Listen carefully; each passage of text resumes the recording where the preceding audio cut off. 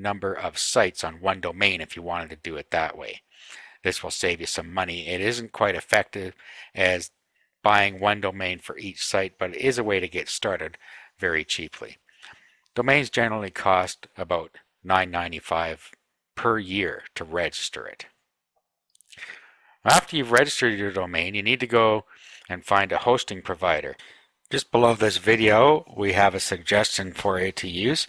That hosting provider has cPanel hosting with Fantastico on a Linux server, and that's what we suggest that you use. Now, once you've gone and set up your hosting, all you do is you pay for the package you want, and they'll ask you how many gigabytes you want of disk space and bandwidth and so on.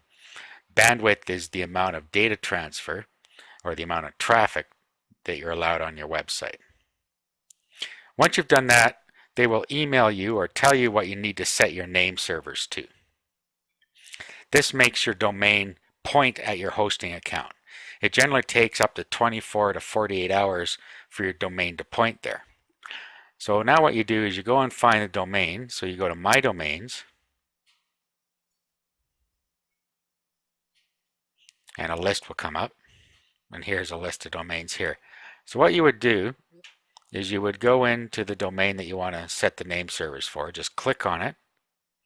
Now, depending on who you're using for a registrar, it could be slightly different, but this is GoDaddy's interface. So you just click there, and it brings up another one, another screen, and you'll see here that we have name servers. If you click on that, this is where you can set the name servers. This is what it's set at right now. To set your name server, just click on Custom Name Servers, and then put the name server that your hosting company gives you in here.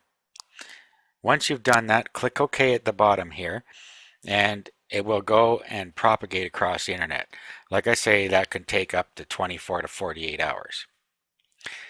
A note about finding hosting: you should go with some Linux hosting with cPanel. I do not personally suggest you use GoDaddy's hosting. I personally do not like the interface, but that's just me. So you can choose that if you want to. Okay, so once this is all propagated, you can actually sign into your cPanel just by typing in your domain name, whatever it is, /cPanel. Remember, you won't be able to do this till after it propagates. So in this case, I typed it enzyte-site.com/cPanel, keyed in my username and password, and it brought up my hosting control panel. Another note about hosting that I should mention: make sure that you have Fantastico, as you are able to install a lot of different applications automatically using Fantastico. So that's it. That concludes the video series on how to set up a domain name and find hosting.